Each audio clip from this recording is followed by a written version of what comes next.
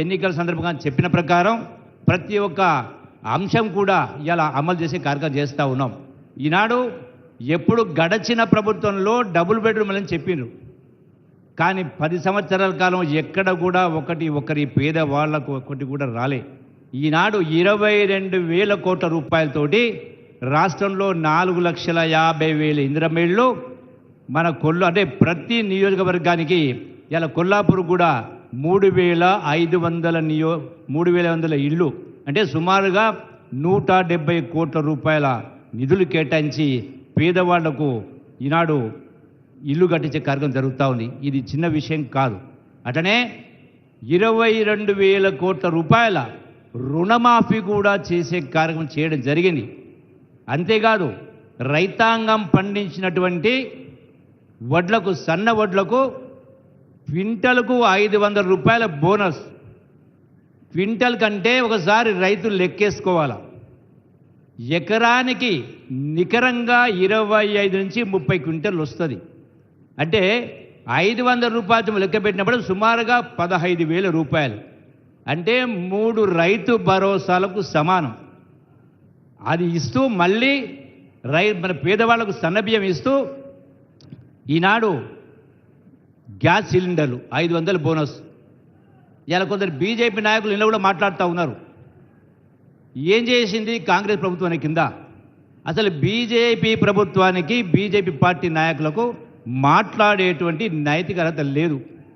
20 సంవత్సరాల క్రితం తెలంగాణ ఉద్యమం ఉరుతలవుతూ ఉంటే ఆనాడు కేంద్ర ప్రభుత్వం బీజేపీ దేశంలో 3 కొత్త రాష్ట్రాలు ఇచ్చి తెలంగాణ రాష్ట్రాన్ని పక్కన పెట్టింది. ఈనాడు సోనియా గాంధీ గారి పుణ్యం మూలాన పెద్ద మనస్తోటి, ఎందుకంటే తెలంగాణ ఇస్తే ఆంధ్రాలో, తెలంగాణలో కాంగ్రెస్ పార్టీకి రాజకీయంగా నష్టం జరుగుతుందని తెలిసి కూడా కన్న తల్లిగా తెలంగాణ ఉద్యమంలో కన్న బిడ్డలు ప్రాణాలు పోట్టుకుంటే ఆ కన్న తల్లుల కడుపు కోత ఎట్టుంటుందో తెలిసిన కన్న తల్లిగా సోనియా గాంధీ గారు పెద్ద మనసు చేసుకొని ఇలా తెలంగాణ రాష్ట్రం, కాంగ్రెస్ పార్టీ తెలంగాణ రాష్ట్రానికి ఇవ్వడం జరిగింది. ఇలా తెలంగాణ రాష్ట్రం వచ్చింది కాబట్టే, తెచ్చుకున్నాం కాబట్టే ఈనాడు ఇన్ని రకాల అభివృద్ధి సంక్షేమ కార్యక్రమాలు ఒక్కొక్కటిగా మీకు అందుతూ ఉన్నాయి. ఈనాడు ఇంతకుముందు చెప్పినట్టుగా ఆరోగ్య శాఖ మంత్రి చెప్పినట్టుగా ఈనాడు 5 లక్షలు ఉన్నటువంటి ఆరోగ్యశ్రీని ఇలా 10 లక్షల రూపాయలు కూడా పెంచేటువంటి కార్యక్రమం చేయడం జరిగింది. 200 యూనిట్ కరెంటు కాల్స్తే 0 బిల్లు కట్టాల్సినటువంటి అవసరం లేదు. అంతేకాకుండా ఈ రోజున ఇంతకుముందు మిత్రులు చెప్పినట్టుగా బీసీ కులగణన అంటే సమాజంలో ఎన్ని వర్గాలుంటే అందరికీ వాళ్ళ జనాభా ప్రాతిపదికన దామాష పద్ధతిలో 42% రిజర్వేషన్ బీసీలకు కూడా ఈనాడు గౌరవ ముఖ్యమంత్రి రేవంత్ రెడ్డి గారి నాయకత్వాన్ని అధ్యక్షతన శాసనసభలో మనం బిల్లు పాస్ చేసుకోవడం జరిగింది. ఇలా మాట్లాడే నాయకులు ఇలా కొల్లాపూర్ అయినా, పాలమూరు జిల్లా అయినా, రాష్ట్రంలో ఉన్న బీజేపీ నాయకులు మాట్లాడాలంటే దమ్ము ధైర్యం ఉంటే మొట్టమొదటగా దేశంలో ఉన్న ప్రధానమంత్రిని ఒప్పించి పార్లమెంటులో బిల్లు పాస్ చేయించాల్సిన అవసరం ఉంది. మీరు అది చేయకుండా సొల్లు మాటలు మాట్లాడే కార్యక్రమం చేస్తూ ఉంటారు. ఈ రోజున మొన్న మనం చూసినాం ఎన్నో రకాల కార్యక్రమాలు జరిగినాయి. మొన్న జరిగినటువంటి వరంగల్లో కేసీఆర్ బీఆర్ఎస్ పార్టీ మీటింగ్ పెట్టి ఈ 1.5 సంవత్సరాల కాంగ్రెస్ పరిపాలన చూస్తూ ఉంటే దుఃఖం వస్తుందని మాట్లాడిండు. నేను ఈ వేదిక ద్వారా కేసీఆర్ను ప్రశ్నిస్తూ ఉన్నా, ఎందుకు దుఃఖం వస్తుంది కేసీఆర్ గారు? ఆనాడు మీరు ముఖ్యమంత్రి పదవి చేపట్టినాడు ఈ రాష్ట్రాన్ని 64 సంవత్సరాల పాటు 22 మంది ముఖ్యమంత్రి పరిపాలించారు కాంగ్రెసు. అందులో ఎన్టీ రామారావు గారు, చంద్రబాబు నాయుడు గారు. అంటే 65 సంవత్సరాలు 22 మంది ముఖ్యమంత్రి పరిపాలన చేస్తే ఈ రాష్ట్రం పైన ఉన్న అప్పు 75,000 కోట్ల రూపాయలు. ఈ 75,000 కోట్ల రూపాయల అప్పుకు మీరెట్లయితే మహిళలు కానీ రైతులను బ్యాంకులు అప్పు తెచ్చుకుంటారో ప్రభుత్వం కూడా బ్యాంకుల ద్వారా, ప్రపంచ బ్యాంకు ద్వారా, రిజర్వ్ బ్యాంకు ద్వారా అప్పు తెచ్చుకుంటుంది. ఆనాడు తెచ్చుకున్న అప్పుకు కేవలం 10 పైసల వడ్డీ, అంటే రూపాయి కంటే తక్కువ మితి చొప్పున సంవత్సరానికి 6,500 కోట్ల రూపాయలు ఆనాటి ప్రభుత్వం వడ్డీ చెల్లిస్తూ ఉండే, కంతులు కడతా ఉంది. కానీ ఈనాడు రేవంత్ రెడ్డి గారు ముఖ్యమంత్రి అయిన తర్వాత ఈ 18 మాసాల కాలంలో కేసీఆర్ 10 సంవత్సరాల పాలనలో 75,000 కోట్లు అప్పు పోయి 8 లక్షల కోట్లు అప్పయింది. 8 లక్షల కోట్లు అంటే 10 అంతలు అప్పు చేసినావు.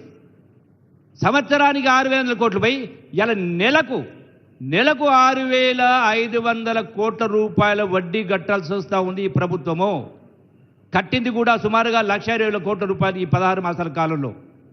అంటే ఇంత ఆర్థిక దుర్భర పరిస్థితి ఉన్నా కూడా ఈనాడు ఇన్ని కార్యక్రమాలు చేస్తూ ఉంటే ఏమంటాడు కేసీఆర్?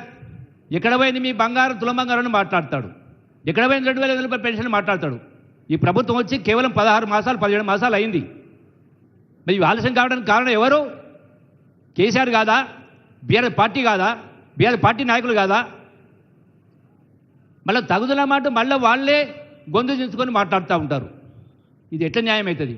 అందుకనే రైతాంగం కానీ, మహిళలు కానీ, యువత కానీ ఆలోచన చేయాల్సిన అవసరం ఉంది. ప్రతిదీ కూడా భగవంతుడు మనకు ఆలోచన శక్తిని ఇచ్చిండు. ఇవన్నీ కూడా అర్థం చేసుకోవాలి. ఇలా వాట్సాప్లలో, సోషల్ మీడియాలో ఎవరి ఇష్టం వాళ్ళు పెడతా ఉంటారు.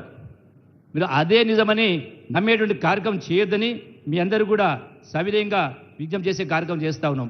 ఇలా పాలమూరు ప్రాజెక్ట్ ఆనాడు ఎన్నికల ముందు ఒక మోటార్ ఆన్ చేసి జాతికి అంకితం చేస్తున్నారని మాట్లాడు.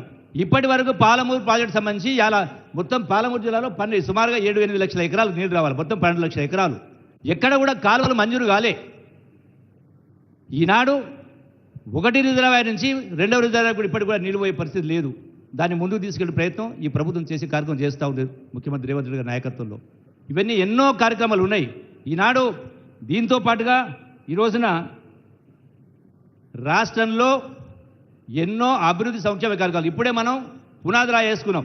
ఎందుకు వేసినాం? ఇది 2,500 మంది పేద విద్యార్థుల కోసం 200 కోట్ల రూపాయలతోటి యంగ్ ఇండియా ఇంటిగ్రేటెడ్ స్కూల్ అంటే కార్పొరేట్ మీరేవైతే లక్షల రూపాయలు ఫీజు కట్టి మీ బిడ్డలకు అప్పులు చేసి బిడ్డలకు ప్రైవేట్ కాలు పంపుతా ఉన్నారో, స్కూల్ పంపుతా ఉన్నారో, అది పంపాల్సిన అవసరం లేకుండా ఇలా ప్రభుత్వ డబ్బుతోటి అటువంటి గొప్ప చదువులు రావడానికి ఈనాడు ఇక్కడనే మనం పునాది వేసుకున్నాం. 1 సంవత్సరం కాలంలో అది పూర్తి చేసే కార్యక్రమం జరుగుతుంది. అంటే పేదవాళ్ళ గురించి అన్ని వరకు ఎస్సీ, ఎస్టీ, బీసీ, మైనార్టీ అంటే కుల వివక్ష లేకుండా అందరూ ఒకే స్కూల్లో చదువుకునేటువంటి వాతావరణం కూడా ఈనాడు ఈ ప్రభుత్వం తీసుకొచ్చేటువంటి కార్యక్రమం చేయడం జరిగింది. మరి ఇన్ని చేస్తూ ఉంటే ఈ రోజున బీఆర్ఎస్ పార్టీ, బీజేపీ రెండు ఒకటే రకరకాల మాటలు మాడుతూ ఉంటారు. బీజేపీ నాయకులు మాట్లాడుతూ ఉంటారు. ఆనాడు ఏం చెప్పిండు మోడీ? బీజేపీ నోట్లను రద్దు చేసి ఆ నల్లధనాన్ని తీసుకొచ్చి ప్రతి దేశంలో ఉన్న ప్రతి రైతు ఖాతాలో, మహిళ ఖాతాలో జన్ ధన్ యోజనని 15 లక్షల రూపాయలు జమ చేస్తా అని చెప్పిండు. ఒకరికైనా వచ్చినాయా? ఎవరి ఖాతాలో 10 లక్షలు జమ అయిందా? ఎక్కడ కాలే. అంటే 2 కోట్ల ఉద్యోగాలు ఇస్తామన్నాడు. ఎక్కడైనా ఇచ్చిండ్రా? ఎక్కడ కూడా జరగలే. అందుకే వాళ్ళకు మాట్లాడేటువంటి నైతిక అర్హత ఎక్కడ కూడా మాట్లాడేటువంటి వాళ్ళకు అవకాశం లేదని చెప్పని మీ అందరితో సవినంగా విజ్ఞప్తి చేసే కార్యక్రమం చేస్తూ ఈనాడు ఒకటి విజ్ఞప్తి చేస్తాను గౌరవ ముఖ్యమంత్రి గారు కూడా. ఎందుకంటే కొల్లాపూర్ కోన్ పూస్తాయ్ కొల్లాపూర్ అనే నానుడి. ఈనాడు ఒకవైపున నల్లమల, ఒకవైపున కృష్ణానది. ఎస్సీలు, ఎస్టీలు, పేదవాళ్ళు చాలామంది ఉన్నారు. ఇంకా ఎన్నో అభివృద్ధి కార్యక్రమాలు జరిగేటువంటి ఉంది. కాబట్టి ఈనాడు ముఖ్యంగా ఈ ప్రాంతానికి సంబంధించి 98 జీవో శ్రీశైలం నిర్వాసితులు. ఎందుకంటే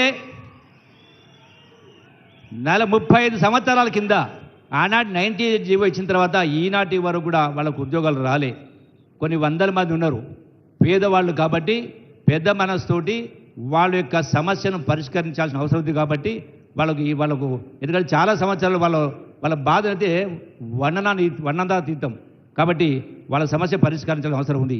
అట్లాగే రెండవది వాల్మీకి బోయలకు సంబంధించి కూడా ఎస్టీ జాబితాలో చేరినటువంటి ఒక కోరిక ఉంది. కాబట్టి దాన్ని కూడా మనం గౌరవ ముఖ్యమంత్రి నాయకత్వంలో అది కూడా ముందుకు తీసుకెళ్లాల్సిన అవసరం ఉంది. అట్లాగే మాదాసి కురువలకు సంబంధించి కూడా ఈ యొక్క షెడ్యూల్ క్యాస్ట్ చేర్చాలని కోరిక ఉంది. కాబట్టి దానిపైన కూడా దృష్టి సారించాలని గౌరవ ముఖ్యమంత్రి గారు విజ్ఞప్తి చేస్తూ, అట్లాగే ఈ శ్రీశైలం ముంపులో మునిగినటువంటి కుటుంబాలు చాలా గ్రామాల ఏటిగడ్డ పల్లెల్లో మట్టి మిద్దెలు 40 సంవత్సరాలు దాటి 40 సంవత్సరాలు అవుతా ఉంది. ఇప్పటికే ఆ మట్టి మిద్దెలు కూలి చాలామంది చనిపోయారు. కాబట్టి ఎట్లాగో మనం ఇందిరమ్మ ఇల్లు ఇస్తూ ఉన్నాం కాబట్టి, అట్లాగే పాలమూరు రంగారెడ్డి రిజర్వాయర్కి సంబంధించి వాళ్ళకు కూడా ఆర్ఎండ్ఆర్ ఇవ్వలే. గత ప్రభుత్వం, గత ముఖ్యమంత్రి మాయమాటలు చెప్పి ఆ యొక్క ముంపు బాధితులకు వాళ్ళు ఎక్కడో న్యాయం జరగదు కాబట్టి వాళ్ళకు ఆ నష్టపరిహారం ఇప్పించాల్సిన అవసరం ఉంది. వాళ్ళకు ఆర్ఎండ్ఆర్ కూడా ఇప్పాల్సిన అవసరం ఉంది. దాంతోపాటుగా ఇండ్లు లేవు కాబట్టి అదనంగా కొల్లాపూర్ నియోజకవర్గానికి ఒక 3000 ఇండ్లు అదనంగా ఇందిరమ్మ ఇల్లు ఇవ్వాలని చెప్పని గౌరవ ముఖ్యమంత్రి గారికి నేను విజ్ఞప్తి చేసేటువంటి కార్యక్రమం చేస్తూ ఉన్నాం.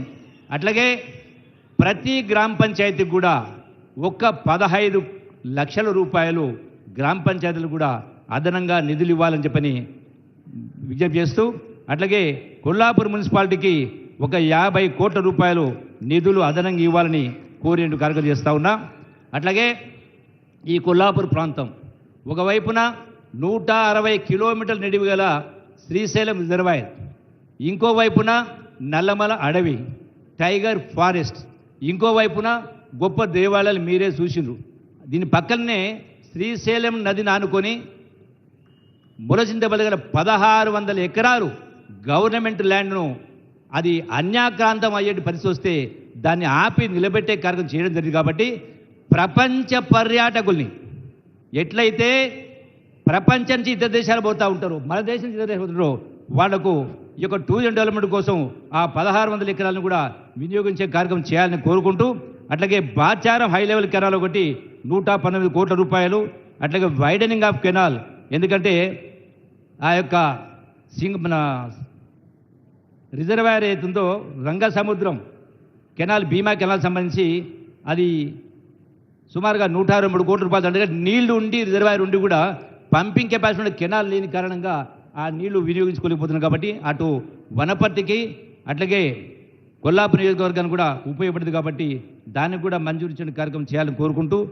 అట్లాగే ఒక పెంట్లవెల్లి గ్రామానికి సంబంధించి ఒక సొసైటీకి సంబంధించి 409 మంది ఉంటే వాళ్ళు ఎవ్వరికి కూడా అక్కడ కొంత వాళ్ళకి ఇబ్బంది జరిగింది. కాబట్టి బ్యాంకు రుణమాఫీ సంబంధించి అది కూడా చూడాలని చెప్పని విజ్ఞప్తి చేస్తూ, మొత్తంగా కలిపి ఇరిగేషన్ కాకుండా కొల్లాపూర్ నియోజకవర్గం అంటే కోన్పూస్తాయి, కొల్లాపూర్ అటవీ ప్రాంతము నలం ఉంది కాబట్టి అదనంగా ఒక 500 కోట్ల రూపాయలు కొల్లాపూర్ ప్రత్యేకంగా కేటాయించాలని గౌరవ ముఖ్యమంత్రి గారికి నేను విజ్ఞప్తి చేసే కార్యక్రమం చేస్తూ ఉన్నా.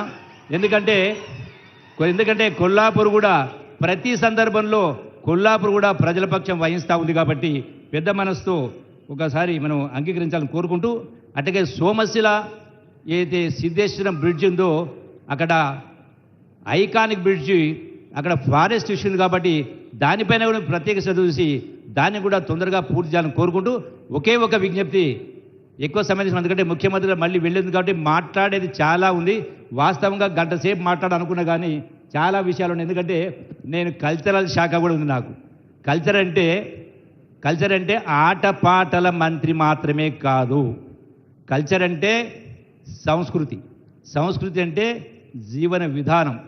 ఆ జీవన విధానం అనేది ధ్వంసమైంది కాబట్టి ఈనాడు ఎన్నో అనర్థాలకు, ఎన్నో రుగ్మతలకు, ఎన్నో దుర్ఘటనలకు ఇలా సమాజం ఆ స్థాయికి దిగజారింది. కాబట్టి మళ్ళీ ఆ సంస్కృతి అనేది మన యొక్క జీవనాన్ని మనం నిలబెట్టే కార్యక్రమం చేయాలంటే మీరందరికీ కూడా నాకు తెలుసు, మీ అందరికీ చాలామందికి అప్పులు ఉన్నాయి, అందరికీ అప్పులే ఉన్నాయి, ఎవరు కూడా సంతోషంగా లేరు. ఈ అప్పుల కారణం కూడా మన కొంత ఆలోచన విధానమే. ఎందుకంటే మీ ముత్తాతలు కష్టం చేసిండ్రు, తండ్రులు కష్టం చేసిండ్రు, తాతలు కష్టం చేసిండ్రు, మీరు కష్టం చేస్తూ ఉన్నారు, మీ పిల్లలు చేస్తూ ఉన్నారు, వ్యవసాయం చేస్తున్నారు, వ్యాపారాలు చేస్తున్నారు, ఉద్యోగాలు చేస్తూ ఉన్నారు. మరి సంపాదన ఎక్కడ పోయింది? దానికి తోడు గౌరవ ముఖ్యమంత్రి గారు ఈనాడు ఇందిరా ప్రభుత్వం ఇన్ని రకాల సంక్షేమ కార్యక్రమాలు అభివృద్ధి చేస్తూ ఉన్నాయి రకరకాల. మరి అవి కలిపితే మీ బ్యాంకు నిల్వలు ఉండాలా. కానీ ఏం చేస్తూ ఉన్నారు? మన ఆలోచన అనేది బాగా బడి చెప్పే గవర్నమెంట్ టీచర్లు ఉన్నా కూడా, మంచిగా చెప్పేటోళ్ళు గవర్నమెంట్ టీచర్లు ఉంటే మీరు పైసలు ఖర్చు పెట్టి బయట ప్రైవేట్ పంపిస్తూ ఉన్నారు. ఒక విద్యార్థి 1వ తరగతి నుంచి 15 సంవత్సరాలు అంటే దగ్గర దగ్గర 15 సంవత్సరాలు లక్షల రూపాయలు ఖర్చు పెడతారు. మళ్ళీ 10 ఏళ్ళకి మళ్ళీ వడ్డీ. అది అంటే దాని మూలంగా అప్పుల పాలవుతా ఉన్నారు. రెండవది, రోజు 1 గంట మనది కాదంటే నిండు 100 ఏళ్ళ జీవితం మనదే. ఇలా ఏ ప్రైవేట్ దవాఖాన చూసినా పట్టకుండా ఉంది, ఏ దవాఖాన చూసినా పట్టకుండా ఉంది. లక్షల రూపాయలు ఖర్చు పెడతా ఉన్నారు. రోజు 1 గంట మనది కాదంటే నిండు 100 ఏళ్ళ జీవితం మనదే. కాబట్టి వీటన్నిటిని కూడా ఆలోచన చేసి మీ నిర్ణయాలు కరెక్ట్ తీసుకునే కార్యక్రమం చేయాలని చెప్పని, మీరు చల్లగా ఉండాలి, సంతోషంగా ఉండాలి, మీ కుటుంబాలు సంతోషంగా ఉండాలనే ఈనాడు ఇందిరమ్మ ప్రభుత్వం, కాంగ్రెస్ ప్రభుత్వం, మా అందరి ఆలోచన, గౌరవ ముఖ్యమంత్రి గారి ఆలోచన, రేవంత్ రెడ్డి ఆలోచన. కాబట్టి దయచేసి ఆ విధంగా మనం అందరం కూడా ముందుకు వెళదాం. గ్రామాలు ప్రశాంతంగా ఉండాలి, చల్లగా ఉండాలి, అందరూ కలిసిమెలిసి ఉండే కార్యక్రమం చేయాలని చెప్పని మరొకసారి మీ అందరికీ సవినయంగా విజ్ఞప్తి చేస్తూ మరొకసారి మీ అందరితో కూడా మాట్లాడే కార్యక్రమం చేస్తా చెప్పని మరి ఈ సందర్భంలో మరొకసారి మీ అందరికీ